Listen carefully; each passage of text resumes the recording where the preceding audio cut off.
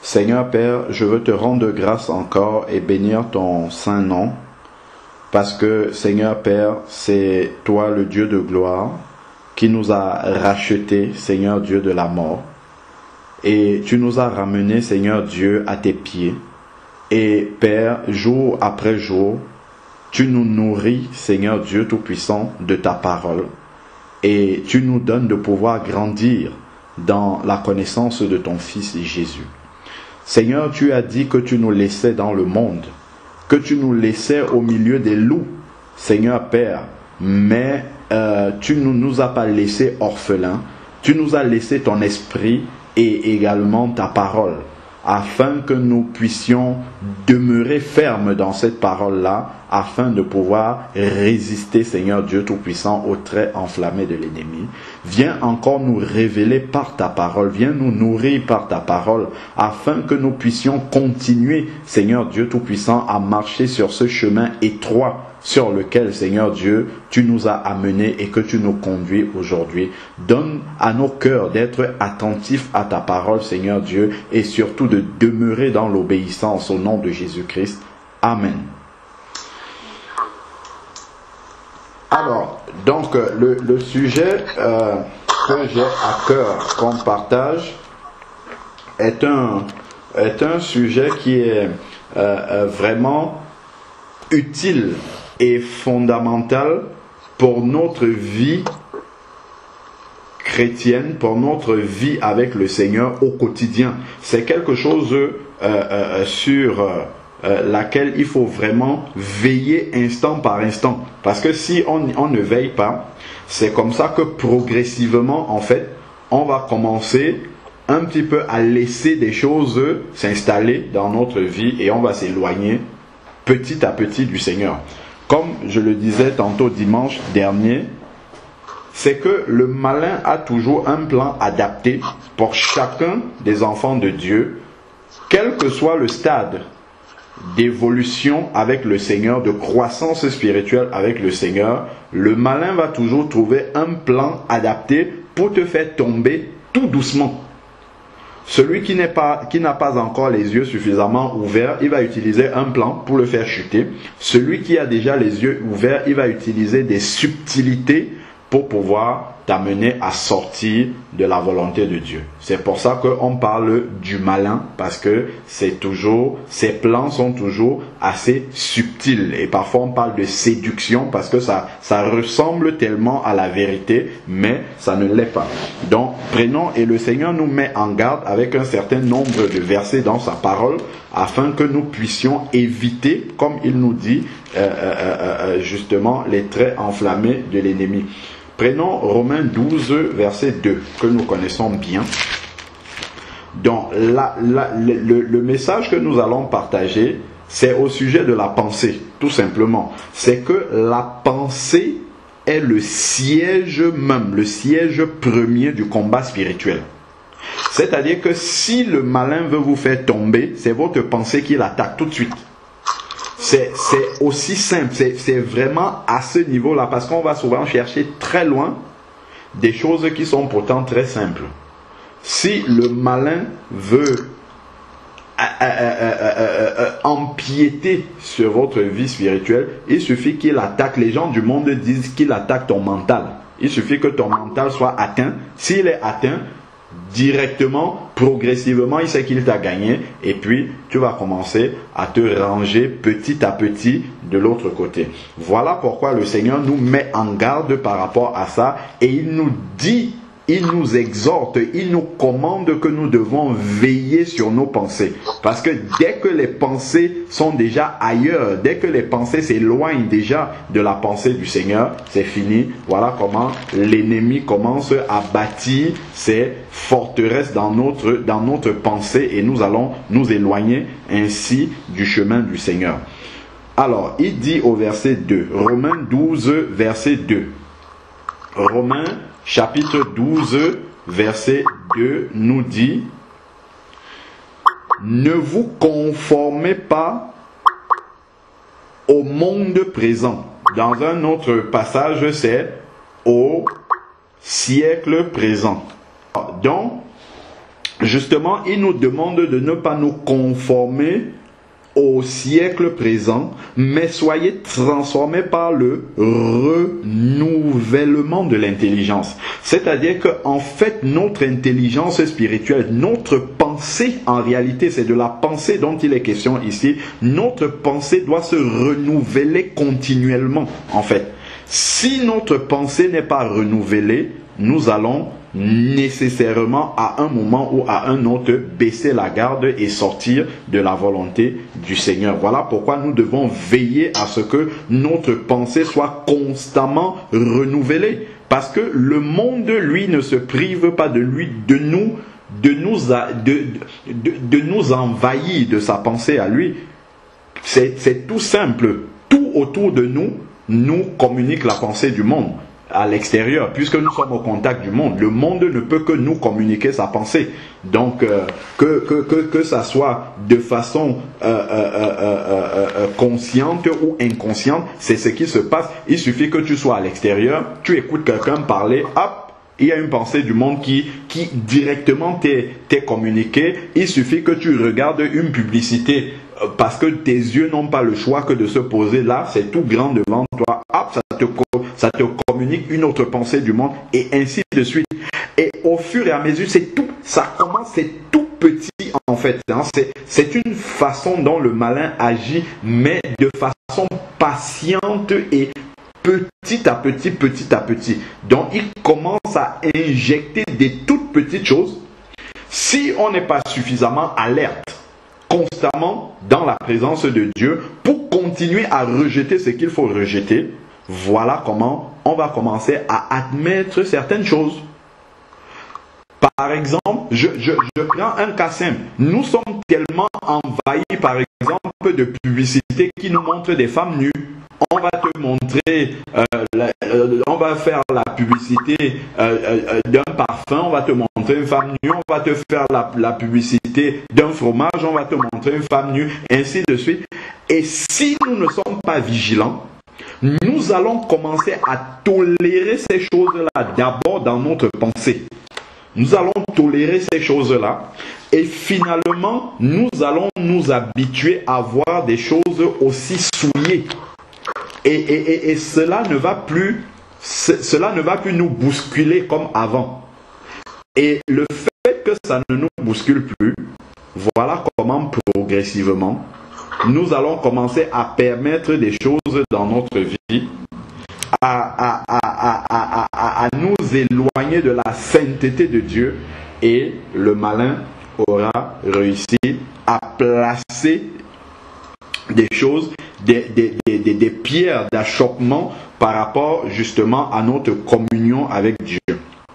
Alors, voilà pourquoi nous devons donc veiller au renouvellement de notre pensée afin que vous discerniez quelle est la volonté de Dieu. Parce que si ta pensée n'est pas renouvelée, tu ne vas pas discerner la volonté de Dieu. Tu peux la connaître en général, mais quand tu es dans une situation précise, particulière, à cet instant-là, si ta pensée n'est pas renouvelée, tu ne sauras pas ce que Dieu veut que tu fasses à ce moment-là. Voilà pourquoi nous devons être constamment dans l'utilisation des outils que le Seigneur a mis à notre disposition pour que notre pensée soit constamment renouvelée. Donc, discerner la volonté de Dieu, quelle est la volonté de Dieu, ce qui est bon, agréable et parfait. Seigneur, dans cette circonstance ici, que veux-tu que je fasse? Fais, par exemple, l'expérience de sortir de chez toi le matin sans avoir médité la parole de Dieu. Et lorsque tu as médité, il y a une grande différence entre les deux.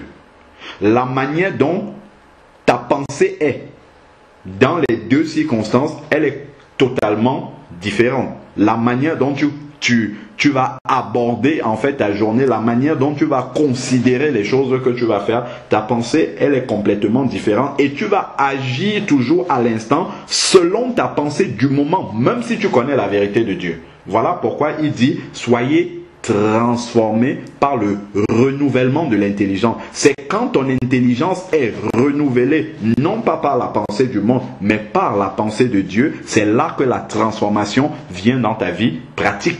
Donc, la transformation est quelque chose de concret, de pratique, et ça découle en fait de ce que tu as dans ta pensée. Tu peux être un chrétien, tu sais ce que Dieu te demande de faire, mais dans une circonstance précise.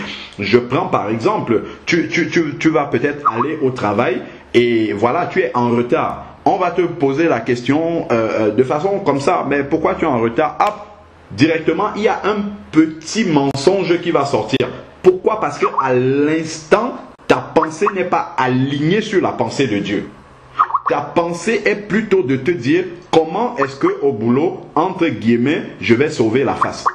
Ce sont des toutes petites choses comme ça, mais le fait d'avoir constamment notre pensée alignée sur la pensée de Dieu, ça nous permet de rester toujours dans le plan du Seigneur. Voilà pourquoi le Seigneur nous demande de faire attention à toujours renouveler notre pensée. Amen. Prenons maintenant Philippiens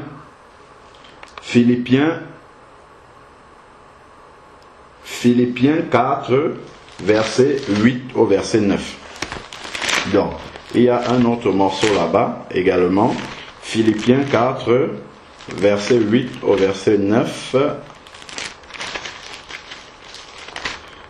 Philippiens 4, verset 8. Il dit, au reste, frères, que tout ce qui est vrai, tout ce qui est honorable, tout ce qui est juste, tout ce qui est pur, tout ce qui est aimable, tout ce qui mérite l'approbation, ce qui est vertueux et digne de louange, soit l'objet de vos pensées.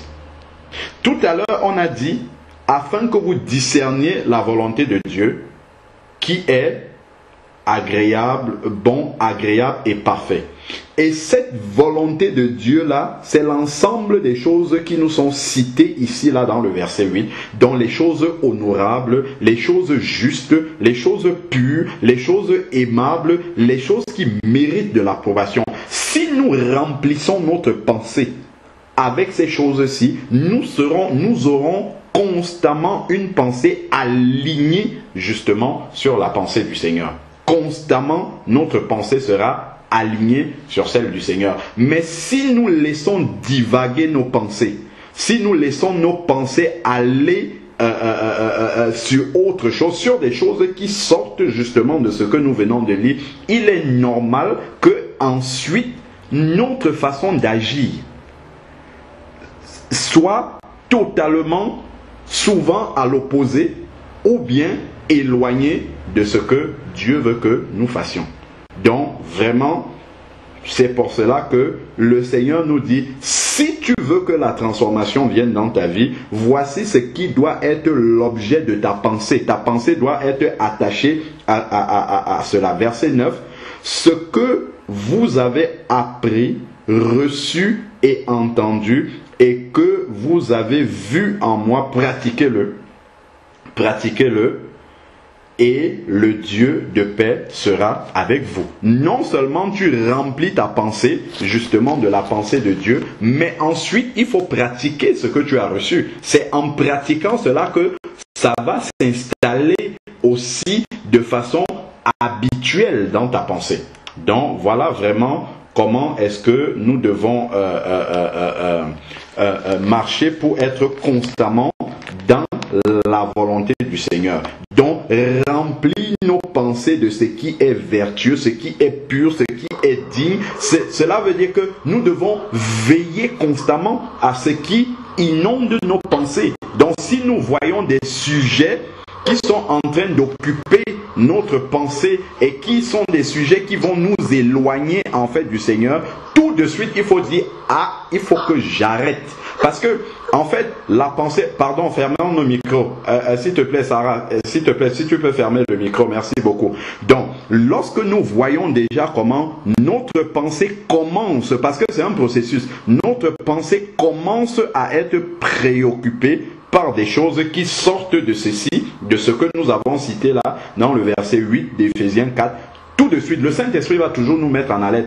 Fais attention à la manière dont, en fait, ce qui est en train de cheminer dans ta tête. Fais attention à cela. Donc, immédiatement, il faut arrêter cela. Et le Seigneur nous a donné, nous allons voir, des armes utiles pour arrêter comme ça, directement, l'évolution, le cheminement dans notre pensée des choses qui ne glorifient pas le Seigneur. Mais nous devons veiller, parce que c'est là-dessus vraiment que le combat spirituel se gagne ou se perd. Voilà. Prenons Colossiens 3 maintenant. Colossiens 3, du verset 1 au verset 4.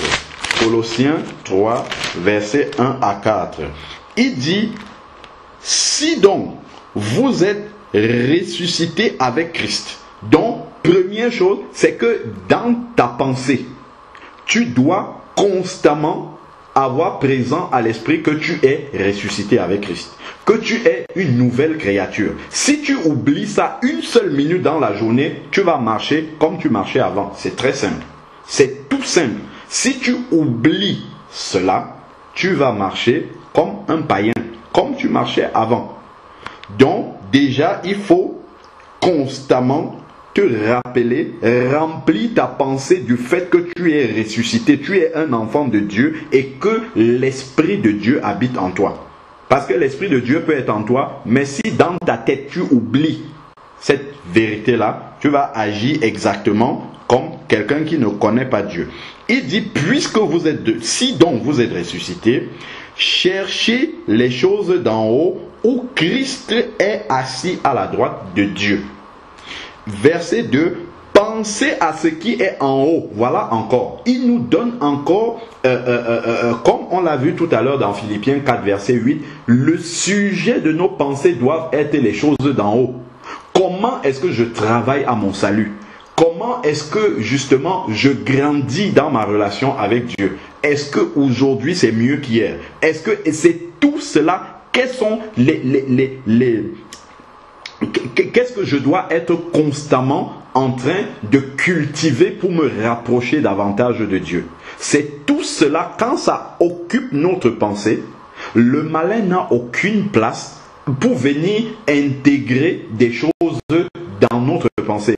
Mais si nous sommes en train de penser aux choses de la terre, aux choses viles du monde, je ne dis pas, bien sûr, il doit y avoir un moment pour régler les choses de la terre, parce que nous y sommes encore, mais ça ne doit pas être le sujet de notre pensée. Parce que si tu occupes ta pensée avec ces choses-là, il faut savoir que le malin a part déjà à ta pensée. Et si le malin a part à cela, il va intégrer dans ta pensée des choses qui ne viennent pas de Dieu. Et voilà comment tu vas te retrouver en train de t'éloigner.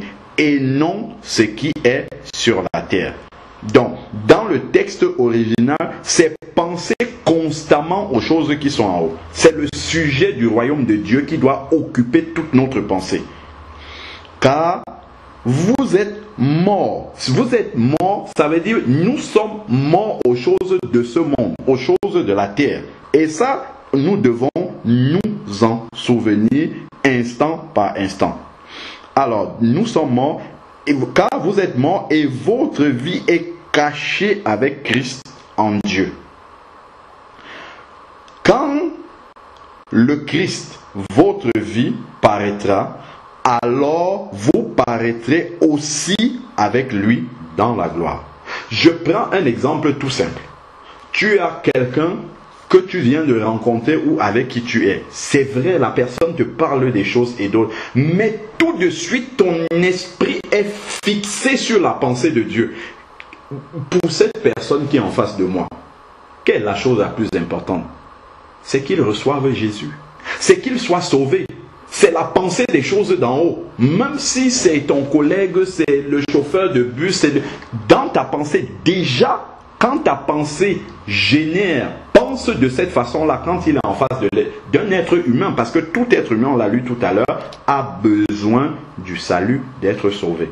Donc déjà, ta relation même avec les personnes, tout de suite, tu es là, déjà dans ta pensée, même si la personne te parle de n'importe quoi, tu es en train de réfléchir selon les choses d'en haut et de te demander, Seigneur, donne-moi une occasion de pouvoir lui témoigner ton nom. Voilà par exemple quelque chose de tout à fait simple de comment est-ce que quelqu'un qui a une pensée, la pensée renouvelée par la pensée de Dieu, va se présenter, alors que si ta pensée n'est pas renouvelée, tu vas venir te placer devant quelqu'un, il te parle de tout et de rien, et tu vas entrer corps, âme, esprit dans sa conversation qui ne va rien t'apporter à l'échelle de l'éternité, et tu vas t'oublier là-dedans.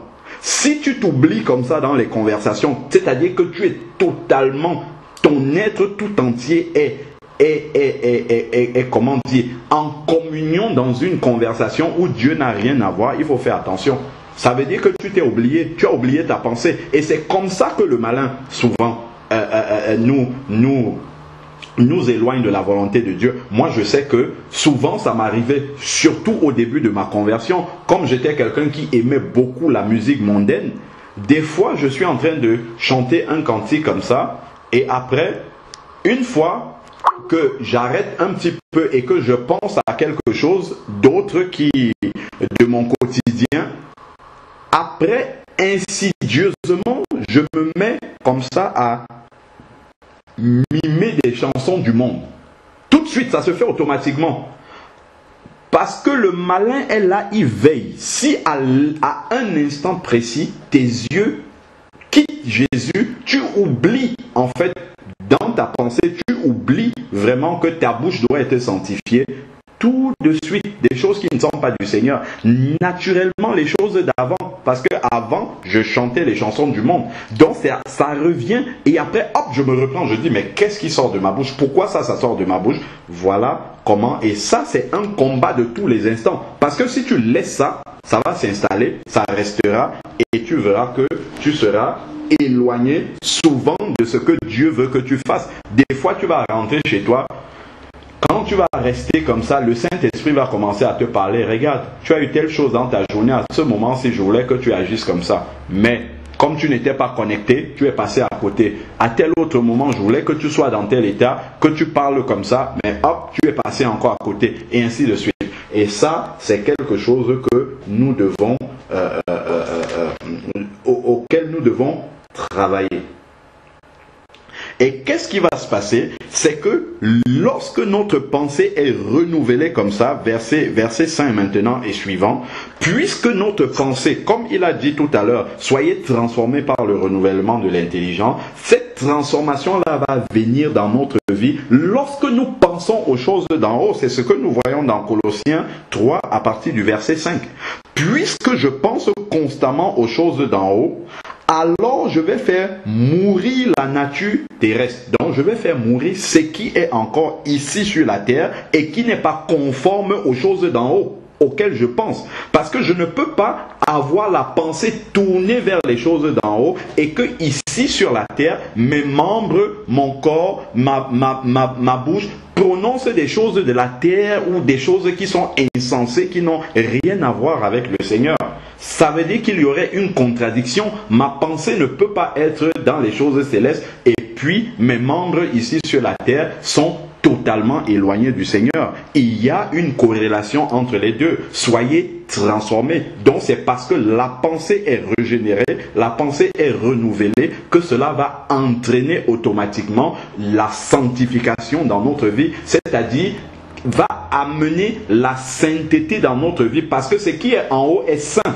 Donc maintenant, il faut que ce qui est resté en bas de moi s'aligne avec cette sainteté-là. Et ça commence dans la pensée. Et il va dire, faites donc, à cause du fait que votre pensée est attachée aux choses d'en haut, il faut maintenant que les choses d'en bas aussi s'alignent là-dessus. Il dit, faites donc, c'est à partir... C'est Colossiens 3, verset 5 au verset 10. Faites donc mourir la nature terrestre, l'inconduite, l'impureté, les passions, les désirs, les mauvais désirs, la cupidité, qui est une idolâtrie. C'est pour cela que vient la colère de Dieu sur les rebelles. vous marchiez ainsi autrefois. Donc avant, lorsque vous étiez loin du Seigneur, c'est comme ça que vous marchez. Mais aujourd'hui, tu es dans le Seigneur. Ta pensée doit être alignée sur celle de Dieu. Donc tu ne peux plus continuer à marcher comme ça. Lorsque vous viviez dans ces péchés. Mais maintenant, donc il y a une différence, il y a une nouveauté qui est arrivée dans votre vie. Vous aussi rejetez tout cela. C'est lorsque ta pensée est renouvelée, est connectée aux choses d'en haut, que tu vas rejeter la colère. Ça peut t'arriver spontanément de te mettre en colère, mais tu ne vas pas rester dans cet état-là. C'est ça le danger. C'est lorsque nous entrons dans un état qui ne glorifie pas Dieu et que nous y restons. Parce que nous savons que le malin est toujours là pour nous tendre des pièges. Hop, on va entrer, mais immédiatement, il faut qu'on se rende compte, tout de suite. Il faudrait que nous écoutions la voix de l'Esprit de Dieu qui va dire attention à l'état dans lequel tu t'es mis, parce que ça va t'entraîner beaucoup plus loin. Voilà. Donc, rejeter la colère, animosité, méchanceté, calomnie, parole grossière. Combien encore dans la bouche des enfants de Dieu, le langage n'est pas sanctifié? Pourquoi? Parce que la pensée aussi n'est pas sanctifiée. La pensée aussi n'est pas attachée aux choses d'en haut.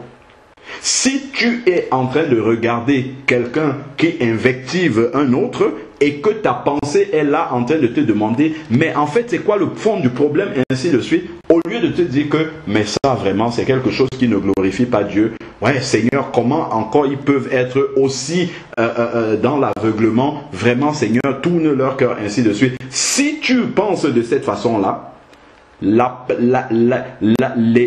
paroles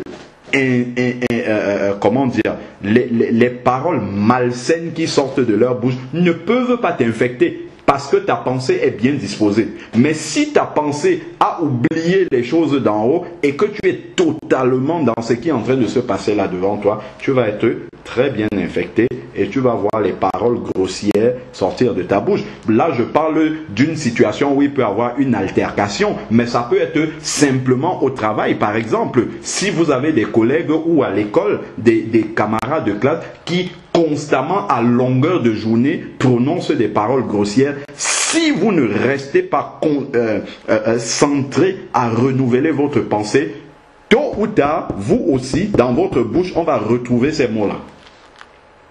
Si vous ne veillez pas à cela, c'est pour ça que constamment, il faut prier pour les enfants. Prier pour nos enfants qui vont dans ces milieux, parce que les enfants ne savent pas se défendre par rapport à ça. Donc, voilà pourquoi, justement, il faut rester connecté, centré vraiment sur le Seigneur et utiliser les armes que le Seigneur nous donne pour que notre pensée soit renouvelée. Donc, si nous continuons, ne mentez pas les uns aux autres, vous qui avez dépouillé la vieille nature avec ses pratiques, dans la nature terrestre, et revêtu la nature nouvelle qui se renouvelle en vue d'une pleine connaissance. Dans la nature nouvelle, la pensée nouvelle la nature nouvelle que nous avons reçue du Seigneur doit constamment aussi se renouveler par la pensée. C'est là que le renouvellement se passe. D'abord dans la pensée. Et quand la pensée maintenant est bien disposée, alors les membres maintenant du corps peuvent agir comme le Seigneur veut. Alors, selon l'image de celui qui l'a créé. Amen. Donc, si je prends maintenant Éphésiens 6, verset 17, Éphésiens 6 qui parle des armes que le Seigneur a données pour le combat spirituel, justement, le véritable combat spirituel, verset 17, il va dire, prenez aussi le casque du salut et l'épée de l'esprit qui est la parole de Dieu. Ça, ce verset-là, on l'assimile, il fait le parallèle avec le soldat romain. Nous savons que le soldat romain, quand il allait combattre, il fallait qu'il mette un casque. Pourquoi? Parce que si l'adversaire, le soldat adverse tire une flèche, si elle atteint la tête, immédiatement, c'est la mort assurée. Donc, de la même façon, le malin va essayer d'atteindre aussi notre tête, notre pensée. Et qu'est-ce qui va empêcher au malin d'atteindre notre pensée? C'est la parole de Dieu. C'est parce que notre pensée sera remplie de la parole de Dieu que le malin ne pourra pas nous atteindre dans un point aussi sensible. Voilà, donc notre pensée doit être protégée et la seule protection que notre pensée puisse avoir, c'est qu'elle soit nourrie par la parole de Dieu qui va nous conduire à penser constamment aux choses d'en haut. Alors, allons-y maintenant au verset 1 Corinthiens 10, 2 Corinthiens 10, autant pour moi, 2 Corinthiens 10, du verset 3 au verset 5. Il dit, si nous marchons dans la chair, nous ne combattons pas selon la chair. C'est-à-dire, si nous sommes encore humains, là, nous marchons dans la chair, mais le combat que nous avons à mener, ce n'est pas selon la chair. Voilà comment il recadre, en fait, là où est le vrai combat spirituel. Car les armes avec lesquelles nous combattons ne sont pas charnelles, mais elles sont puissantes devant Dieu. Pour faire quoi? Renverser les forteresses. Souvent on se dit, oh, les forteresses, ça doit être des hôtels que les marabouts ont fait, ainsi de suite. Soit. Mais regardons ici, verset 5. Nous renversons les raisonnements. Ces forteresses-là, ce sont les raisonnements qui sont dans la pensée humaine. 2 Corinthiens 10, verset 3 au verset 5. Nous renversons les raisonnements. Le raisonnement s'installe où? Dans la pensée. Les gens du monde qui sont loin du Seigneur, pour la plupart, c'est dans la pensée. Les raisonnements s'établissent dans la pensée. La connaissance de Dieu, et nous amenons quoi? Toute pensée. C'est d'abord la pensée qui devient captive à l'obéissance de Christ. Parce que si la pensée n'est pas soumise à l'obéissance de Christ, alors le raisonnement trouve toute sa place. Et nous savons que le raisonnement, c'est tout sauf la pensée du Seigneur. C'est construit sur la pensée totalement humaine. Donc, voilà pourquoi nous devons faire attention à nourrir notre pensée avec la pensée de Dieu et non avec la parole de Dieu, autant pour moi, et non avec la parole des hommes. Parce que si nous nourrissons notre pensée avec la parole des hommes, immédiatement le doute s'installe. Il suffit d'arriver, je dis encore, dans le milieu où tu es tous les jours. Pour certains, c'est le travail, comme pour moi. Pour d'autres, c'est l'école. Pour d'autres, c'est encore autre chose. Mais là où tu es tous les jours. Parce que là où tu es tous les jours, cela peut influencer. C'est même d'abord là que ta pensée va être constamment influencée. Donc c'est là où il faut faire très attention. Tu écoutes des paroles, alors tu es peut-être arrivé le matin avec la foi que bon voilà, paf, le Seigneur va faire, tu vas peut-être passer une bonne journée, ainsi de suite. Ah, déjà, il y a un premier collègue qui va te dire, ah, est-ce que tu sais que ça, c'est comme ça? Pouf, il y a une première parole d'incrédulité qui va sortir de ta bouche. Après, un autre te dit, waouh, ça va être mauvais aujourd'hui, vraiment, on s'est levé du mauvais pied. Fou, tout de suite, te voilà aussi qui embraye là-dedans. Et tout de suite, ta pensée est déjà attaquée. Tu es déjà en train de te mettre à l'écart. Alors que l'enfant de Dieu, à ce moment-là, quand tu commences à avoir des dangers comme ça, qu'est-ce que tu dois faire? Nous avons la grâce que nous pouvons prier en esprit. Le Seigneur a dit que nous prions conduits par le Saint-Esprit. Tu n'as même pas besoin de t'éloigner. Tu peux rester là intérieurement. Tu élèves une prière au Seigneur pour que instamment ta pensée ne s'attache pas à ce que tu es en train d'entendre.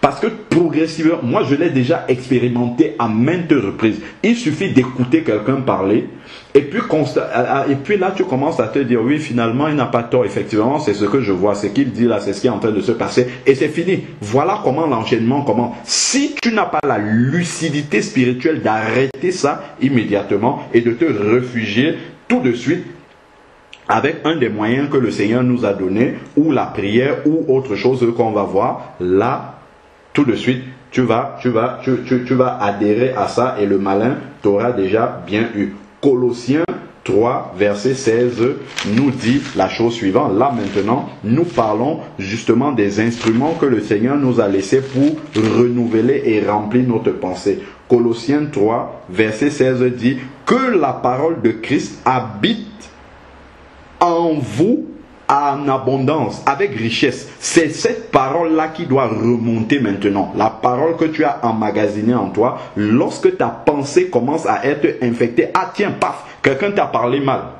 Tout de suite, si tu réponds, je t'assure que là, tu ouvres déjà le chemin. Tu réponds à une première parole, il y a une deuxième qui va venir, une troisième, et puis c'est fini, tu vas te mettre à côté.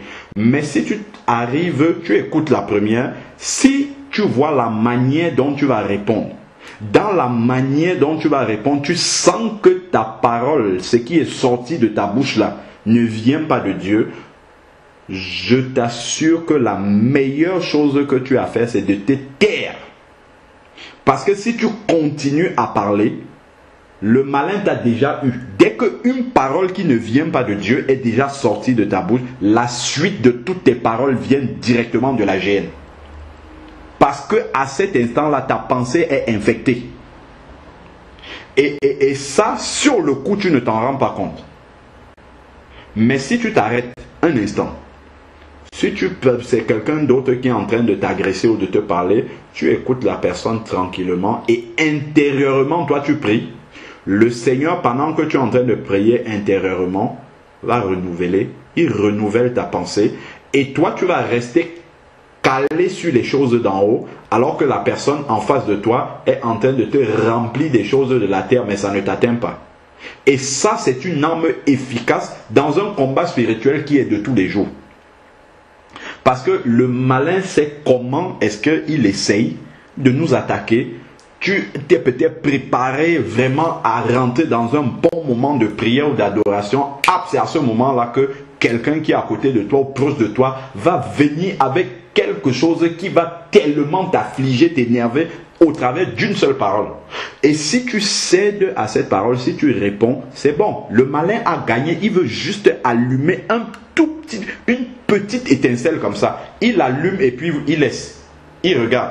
Donc, si tu n'es pas vigilant, de t'arrêter dès que tu vois comment tu es en train d'entrer dans cet état-là, de t'arrêter net, de te couper, d'aller peut-être dans un endroit calme, de prier un instant, ou bien de chanter un petit cantique pour que ça te remette dans la pensée de Dieu. Si tu restes dans cet état-là, le malin aura tout gagné. Et c'est sur ces petites choses-là que le malin réussit à nous faire ne pas être dans la volonté de Dieu. C'est dans les choses simples comme ça. Toutes simples. Ça, ce sont des choses de tous les jours, de tous les instants. Parce qu'il sait que notre pensée est constamment en train de recevoir des choses. La pensée ne peut pas rester vide. Il y a un frère, je le dis souvent, qui disait que toutes les 8 secondes, la pensée reçoit une nouvelle information qui vient de dehors. Et nous savons que l'information qui nous inonde le plus, c'est l'information du monde, parce que nous y sommes. Donc, c'est un combat de pouvoir renverser tout ce que nous recevons là par la parole du Seigneur. Voilà pourquoi il dit que cette parole-là abonde, habite avec abondance, avec richesse au milieu de vous, parce que nous en avons besoin.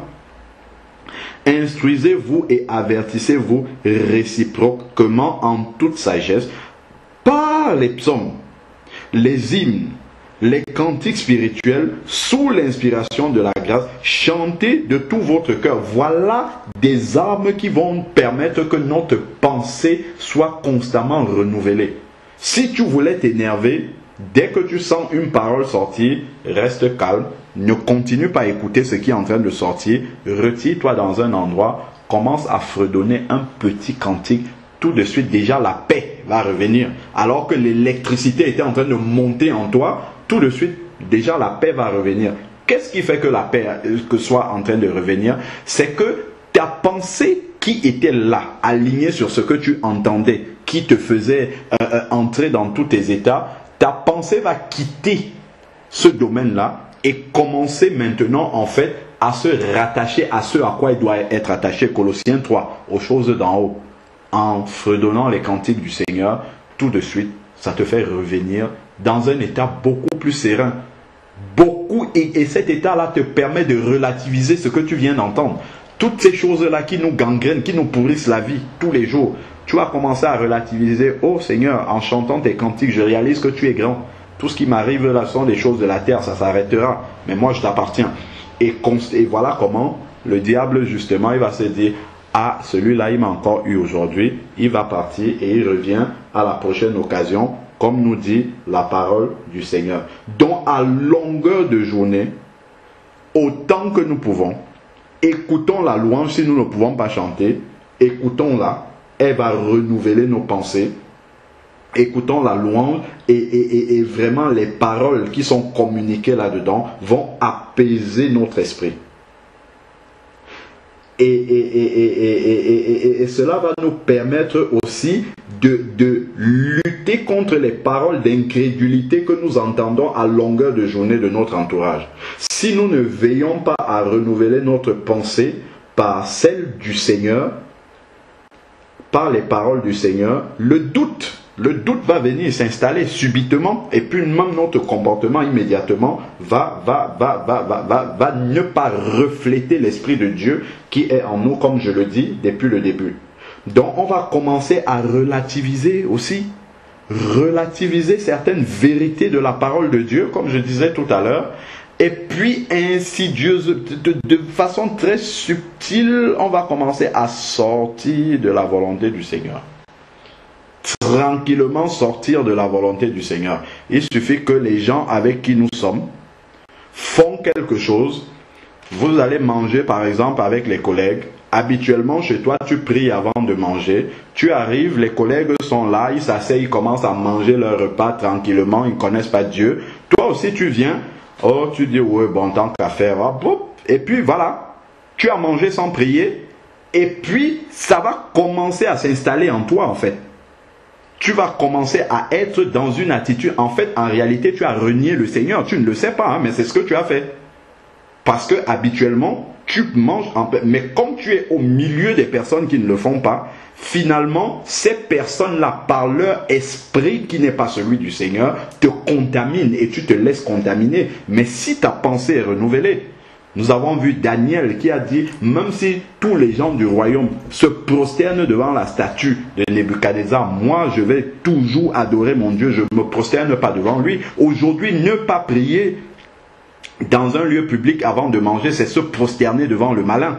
Mais nous sommes des enfants de Dieu, nous savons d'où nous venons. Même si qui est en face de toi, tu baisses la tête, tu pries au nom de Jésus pour sanctifier le repas que tu es en train de manger. Ce sont des petites choses comme ça dans lesquelles le monde dans lequel nous vivons nous influence et influence notre pensée.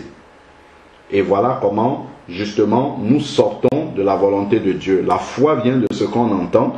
Et ce qu'on entend vient de la parole de Dieu. Donc constamment, notre pensée doit être renouvelée par la parole du Seigneur. Et nous savons que si nos pensées ne sont pas régénérées ni filtrées, nos pensées deviendront les pensées du malin. On va se dire, oh mais comment, je suis quand même un chrétien, comment le malin peut venir influencer ma pensée, me donner même des... Mais on a vu Pierre, vous lisez dans Matthieu 21, Matthieu 16, verset 21 au verset 23, je ne vais pas le lire.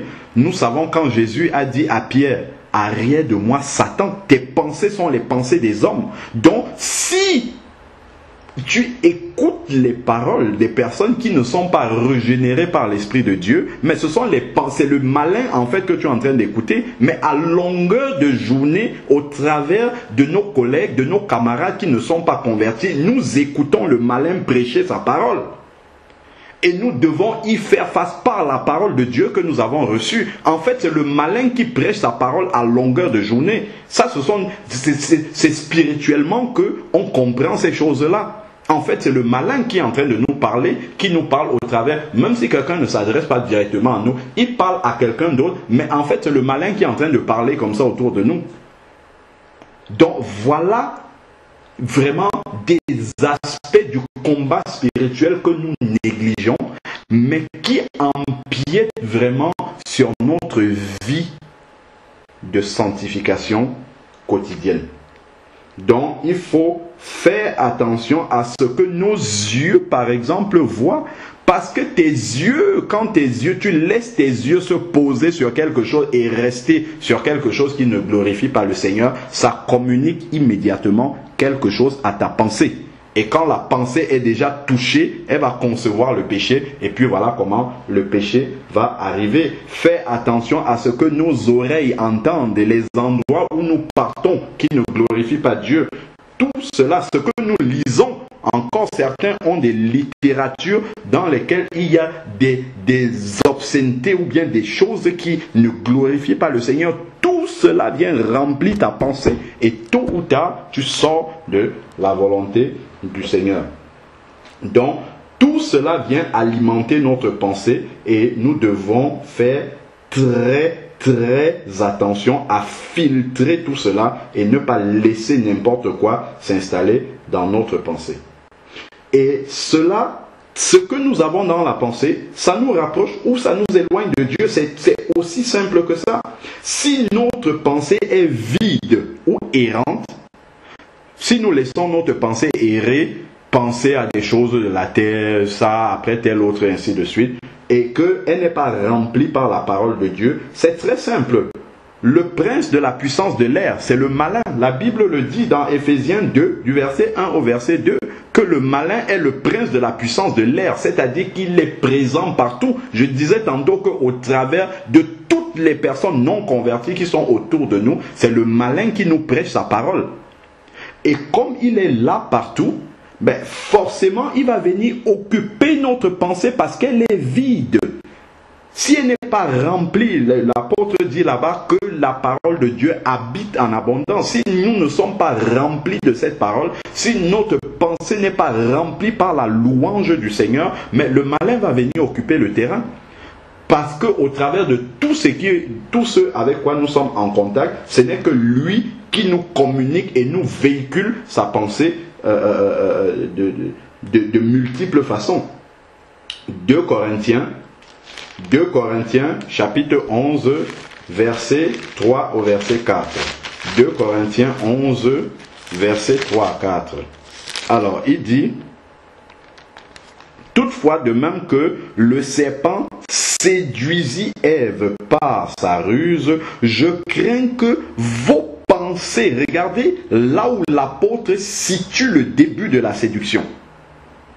Il dit: je crains que vos pensées ne se corrompent et s'écartent de la simplicité et de la pureté à l'égard de Christ. Car si le premier venu vous prêche un autre Jésus, la séduction, que celui que nous avons prêché, ou si vous recevrez un autre esprit que celui que vous avez reçu, ou un autre évangile que celui que vous avez reçu, que vous avez accueilli, vous le supportez bien. Donc ici, il place la séduction, le début, la racine, le cœur d'où la séduction commence, il place cela dans la pensée.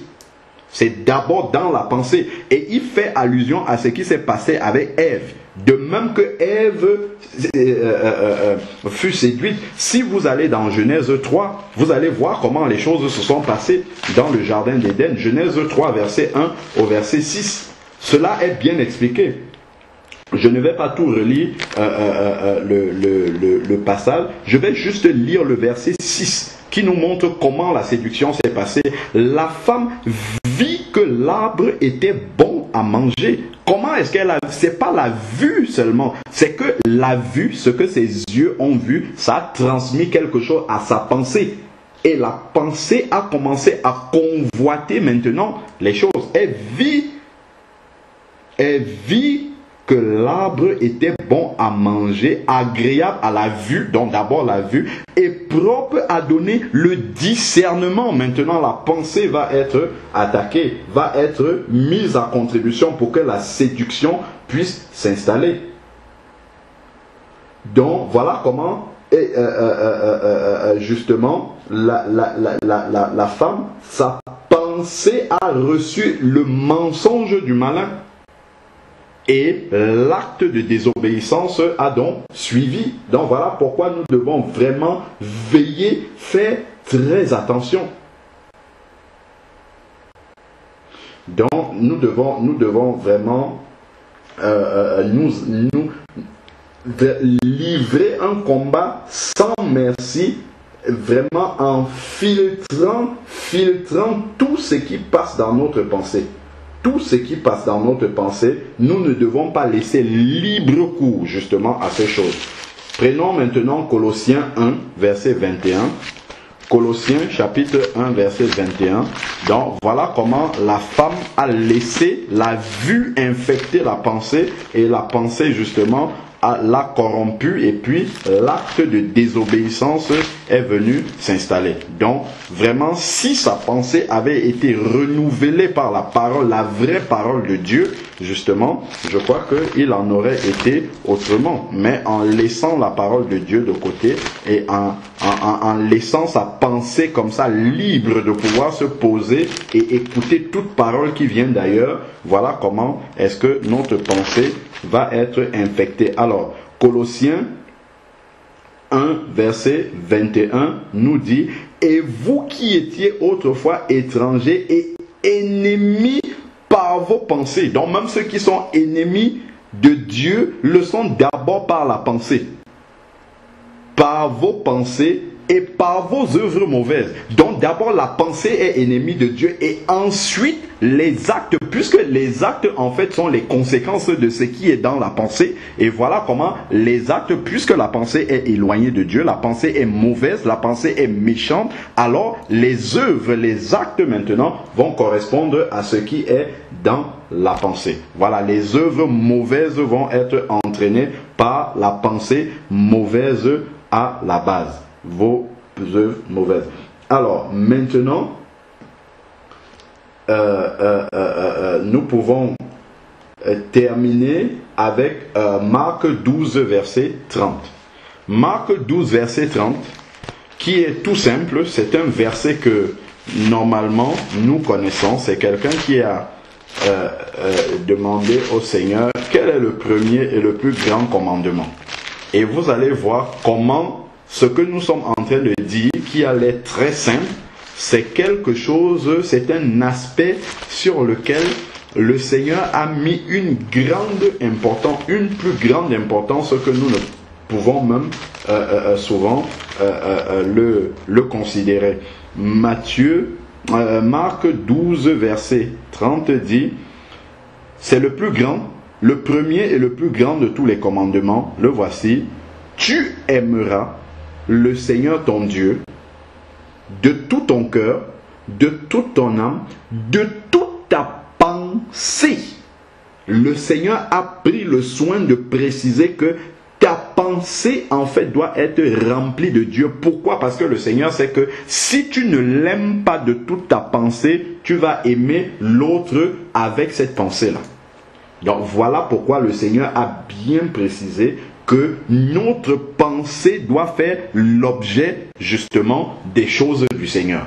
Nous ne devons pas laisser notre pensée divaguer vide comme ça, pas du tout. Si elle n'est pas occupée par les choses de Dieu, le malin viendra forcément les occuper, et nous verrons de façon pratique que nous connaissons ce qu'il faut faire, mais entre-temps, nous ne faisons pas ce que nous devons faire. Surtout dans l'action, nous allons faire des choses qui sont loin du Seigneur. Donc, veillons énormément sur nos pensées et ne laissons pas n'importe quoi commencer à cheminer dans nos pensées. Il faut arrêter ça immédiatement, soit en priant tout simplement le Seigneur, en méditant la parole de Dieu. Dieu va changer, renouveler nos pensées par sa pensée à lui, soit en entrant dans l'adoration du Seigneur. Là aussi, le Seigneur en même temps renouvelle nos pensées. Il change nos pensées afin que nos pensées s'alignent sur les siennes et que nous marchions comme il veut que nous marchions et non comme notre cœur désire marcher. Donc vraiment, soyons vigilants là-dessus, que toute la gloire revienne au Seigneur. Père, nous voulons te bénir encore pour cette portion que tu nous as donné de partager. Éternel Dieu, tu vois le combat que nous avons à livrer, Seigneur Dieu Tout-Puissant, constamment avec l'autre qui est là, toujours prêt, Seigneur Dieu, à infecter notre pensée afin que nous sortions de ta volonté. Père, mais nous te prions de nous donner de